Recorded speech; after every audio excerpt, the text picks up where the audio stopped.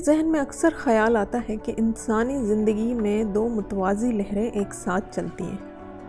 ایک تو ہماری اپنی زندگی کی ہوتی ہے اور ایک زندگی کا نامعلوم حصہ ہوتا ہے۔ اس حصے کو ہم جانتے نہیں ہیں لیکن محسوس ضرور کرتے ہیں۔ یہ حصہ ہماری زندگی کی اس لہر کے بالکل ساتھ ساتھ چل رہا ہوتا ہے جو اس دنیا سے تعلق رکھتی ہے۔ اس وقت مجھے اپنے ان بابوں کا خیال آیا جن کا میں اکثر ذکر کرتا رہتا ہوں۔ یہ انٹرنیشنل پولیوشن کیمپین سے پہلے کی بات ہے کہ جب ڈیروں پر ایک ایسا وقت بھی آتا تھا کہ ڈیرے کا بابا اور اس کے خلیفہ آلودگی کے خلاف اپنے آپ کو باقاعدہ اور بطور خاص اہتمام میں مصروف رکھتے اور آنے جانے والوں کو اس آلودگی کی بابت آگاہ کرتے تھے جو انسان کی اندرونی زندگی سے تعلق رکھتی ہے۔ جی، ان بابوں کا باہر کی پولیوشن سے زیادہ تعلق نہیں ہوتا۔ ان بابوں کا خیال ہے کہ جب تک انسان کے اندر کی آلودگی دور نہیں ہوگی، باہر کی آلودگی سے چھٹکارا حاصل کرنا مشکل ہے۔ جب تک انسان کے اندر کی معیشت ٹھیک نہیں ہوگی، چاہے باہر سے جتنے بھی قرضے لے لے، باہر کی معاشی حالت درست نہیں ہو سکتی۔ ان بابوں کا یہ خیال تھا کہ جو بڑا جائز خیال تھا کہ ہماری بہت سی بیماریاں ہماری اندرونی آلودگی سے پیدا ہوتی ہے۔ وہ کہا کرتے تھے کہ دل کے قریب ایک بہت بڑا تاقچہ ہے اور اس تاقچے کے اندر بہت گہرے گہرے دراز ہیں۔ ان درازوں کو نکال کر اوندھا کر کے آپ صاف کرنے کی ضرورت ہے کیونکہ ان میں عرصہ دراز سے جالے لگے ہوئے ہیں۔ آپ لوگ یہ سمجھتے ہیں کہ آپ کے دل کے ویلوز بند ہو رہے ہیں اور ظاہر کی زندگی میں یہی تصور ابھرتا ہے۔ دل کی نالیاں بند ہو جانے کی وجہ یہی ہوتی ہے کہ اس کے ارد گرد آلودگی جمع ہو چکی ہوتی ہے اور وہ خطرناک حد تک جمع ہو جاتی ہے اور انسان کو اس کا پتہ ہی نہیں چلتا۔ انسان خود کو چنگا بھلا اور ٹھیک ٹھاک خیال کرتا ہے لیکن دل کے قریب آلودگی بڑھتی چلی جاتی ہے۔ خواتین و حضرات، دل کی آلودگی جاننے کے لیے تو ایک اور طرح سے جھانکنے کی ضرورت ہوتی ہے۔ وہاں نگاہ ڈالنے کے لیے ایک اور زاویہ نظر سے دیکھنے کی ضرورت ہوتی ہے۔ ایک وہ زمانہ تھا جب پاکستان نیا نیا بنا تھا اور ہم اس وقت نوجوان تھے۔ ہم تب خوشی کے ساتھ گھومتے پھرتے تھے اور جب ہمیں کوئی کار بڑی خوبصورت لگتی تو اس کو ہاتھ لگاتے تھے اور بڑے خوش ہوتے تھے۔ ہم نے مال روڈ پر کتنی خوبصورت کاروں کو ہاتھ لگایا تھا۔ ہمیں تب یہ معلوم بھی نہ تھا کہ جیلسی بھی کوئی چیز ہوتی ہے۔ اب برداشت نہیں ہوتی ہم سے۔ اب یہ کیفیت ہے کہ اب والد بیٹے اور بیٹا والد سے حسد کرتا ہے۔ رستم سہراب کی طاقت، شہرت اور اس کی ناموری سے حاسد ہوتا تھا اور دونوں کا آپس میں ٹکراؤ بھی ہوتا تھا اور سہراب اپنے سگے بیٹے رستم کو قتل بھی کرتا ہے۔ آدمی کو پتہ ہی نہیں چلتا کہ اس کی شدید نفرت خود اسے ہی کھائے جا رہی ہوتی ہے۔ بہت بڑے آرٹسٹ زوبی ہوتے تھے۔ ان سے ایک دفعہ ایک بلوچ جاگیردار نے تصویر بنوائی۔ جب ان جاگیردار صاحب کی خدمت میں وہ تصویر پیش کی گئی تو انہوں نے کہا کہ اس میں تو میری شکل ہی نہیں ملتی، یہ تصویر میری لگتی ہی نہیں ہے۔ وہاں ان کے جو 15-20 ہواری بیٹھے ہوئے تھے انہوں نے بھی کہا کہ سائیں، یہ تو شکل آپ سے ملتی ہی نہیں ہے۔ اب وہ آرٹسٹ بڑے شرمندہ ہوئے اور ان کی طبیعت پر بڑا بوجھ ہوا۔ وہ تصویر واپس لے آئے۔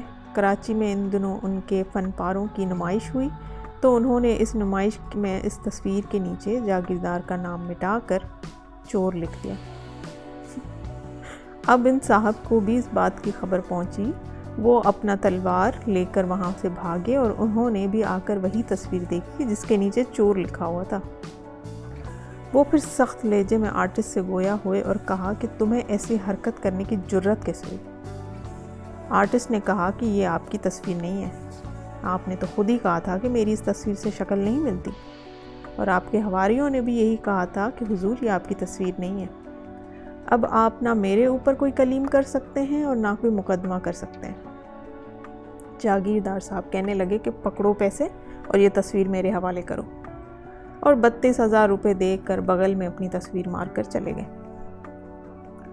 خواتین و حضرات، انسان کو پتہ ہی نہیں چلتا کہ وہ چور ہے یا سعد ہے، نیک ہے یا بد ہے۔ وہ چاہے جتنی بھی کوشش کرے اس پر اپنی اصلیت ظاہر نہیں ہوتی۔ کیونکہ اس کے پاس مراقبے کا کوئی ذریعہ ہی نہیں ہے۔ اپنے آپ کو فیس کرنے کے بعد ہی خوبیاں خامیاں آیا ہوں گی اور انسان اپنی خرابیاں دور کر سکے گا۔ پھر جب آپ کو پتہ چلتا ہے کہ میرے چہرے پر اگر ایک نشان ہے تو وہ آپ کو ڈسٹرب کرتی ہے۔ جب وجود کے اندر، روح کے اندر کوئی بیماری آ جاتی ہے تو پھر اس کا علم نہیں ہوتا۔ ہماری آپا صالح کہا کرتی تھی کہ اشفاق صاحب، اللہ نے جو کائنات بنائی ہے اس میں ہر طرح کے انسان ہیں، جھوٹے، بے ایمان، دغاباز، چور، معصوم، نیک، بھولے، صوفی، درویش، ہر طرح کے انسان پائے جاتے ہیں۔ اور پھر وہ لمبی فہرست گنوا کر کہتی ہیں کہ خدا کا شکر ہے ان تمام انسانوں میں سے میں نہیں۔ خواتین و حضرات، انہیں یہ پتہ ہی نہیں چلتا تھا کہ انہوں نے جتنی قسمیں مجھے گنوائی ہیں وہ ان میں سے باہر جا ہی نہیں سکتی۔ ہمارے بابے ایک بات پر بڑا زور دیا کرتے تھے۔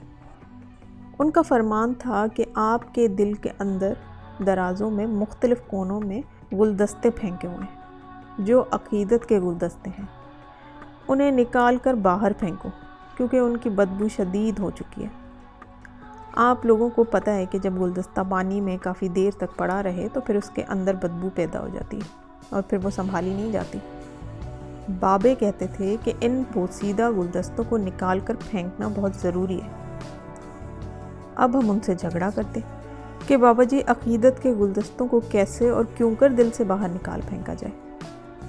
انہوں نے کہا کہ دیکھو، جن گلدستوں کو تر و تازہ رہنا چاہیے تھا وہ اب آپ کے وجود کے اندر پڑے ہوئے تر و تازہ نہیں رہے اور بدبو کر گئے، لیکن زیادہ دیر پڑے رہنے کے باعث آپ کو ان گلدستوں یا بدبو سے محبت اور عقیدت ہو گئی اور آپ انہیں باہر نہیں پھینکتے۔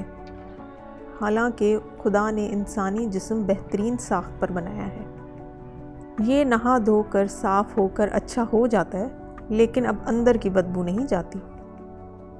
فرمانے لگے کہ مثال کے طور پر تم نے ایک گلدستہ بڑا سجایا ہوا ہے اور اس گلدستے کا نام ہے مسلمان آپس میں بھائی بھائی ہیں۔ اب وہ گل سڑ گیا ہے، آپ نے اس بات کو تسلیم نہیں کیا کہ مسلمان بھائی بھائی ہیں، بلکہ اسے صرف دکھانے کے لیے گلدستے کے طور پر رکھا ہوا ہے۔ آپ نے ایک گلدستہ لوگوں کے ساتھ اچھی بات کرو بھی رکھا ہے، اب وہ بھی پڑا پڑا سڑ گیا ہے۔ بابا جی کہتے تھے کہ عقیدت کا جو گلدستہ سب سے زیادہ خراب ہوا ہے وہ بے انصافی کا ہے۔ حالانکہ انسان اور خاص کر مسلمانوں کے سارے نظام عدل پر بنیاد ہے۔ آپ کسی کی شکل سے نفرت کرتے ہوئے کسی کو انصاف کی فراہمی روکنے کے مجاز نہیں ہیں۔ اسلام کہتا ہے کہ تم کسی سے محبت نہ کرو، اس پر کوئی مواخذہ نہیں ہے، لیکن بے انصافی اور عدل نہ کرنے پر مواخذہ لازم ہے۔ ان گلدستوں کو تر و تازہ رہنے کے لیے باقاعدہ ایک عمل کرنا پڑتا ہے۔ اب انسانی زندگی میں عجیب عجیب طرح کی کمزوریاں آتی ہیں اور آدمی اس میں پھنسا رہتا ہے، اور جب وہ اپنی اندرونی طہارت چاہتا بھی ہے اور پاکیزگی کا آرزو مند بھی ہوتا ہے تو بھی اس سے کوئی نہ کوئی ایسی کوتاہی سرزد ہو جاتی ہے کہ وہ بجائے صفائی کے مزید زنگ آلود ہو جاتا ہے۔ میں یہ سمجھتا ہوں اور میرا یہ پیغام آل اوور دا ورلڈ کے لیے ہے کہ جب تک اندر کی صفائی نہیں ہوگی اس وقت تک باہر کی آلودگی دور نہیں ہو سکتی۔ آپ روز شکایت کرتے ہیں اور آپ آئے روز لیٹر ٹو دا ایڈیٹر لکھتے ہیں کہ جی دیکھیں ہمارے گھر کے آگے گندگی پڑی ہوئی ہے یا ہمارے محلے میں گندگی ہے، اور دل سے آپ کی آرزو نہیں ہوتی کہ صفائی ہو۔ آپ نے اندر ابھی تک یہ طے ہی نہیں کیا کہ آپ نے بھی صفائی کرنی ہے۔ یہ بات اس وقت طے ہوگی جب آپ کو پاکیزگی اور صفائی سے محبت ہوگی اور آپ نقلی خوشبوؤں کے سہارے زندگی بسر کرنے کے بجائے اندر کی آلودگی ختم کر دینے کا نہ سوچیں۔ آپ نے بہت سنا ہوگا کہ پاکیزہ لوگوں کے بدن کی خوشبو ایسی مسحور کن ہوتی ہے کہ ان کے قریب بیٹھنے سے بہت ساری آلودگیاں دور ہو جاتی ہیں، چاہے انہوں نے کوئی خوشبو لگائی نہ ہو۔ آپ بابوں کا طریقہ اختیار کریں نہ کریں، یہ آپ کی اپنی مرضی ہے، لیکن انہوں نے روح کی صفائی کے لیے جو ترکیبیں بنائی ہیں ان کو آپ اپنا سکتے ہیں، اور ان کو اپنائے جانے کے بعد لوگوں کو بڑی آسانیاں عطا کی جا سکتی ہیں۔ ہر ہفتے کی طرح میری دعا ہے کہ اللہ آپ کو آسانیاں عطا فرمائے اور آسانیاں تقسیم کرنے کا شرف عطا فرمائے۔ اللہ حافظ۔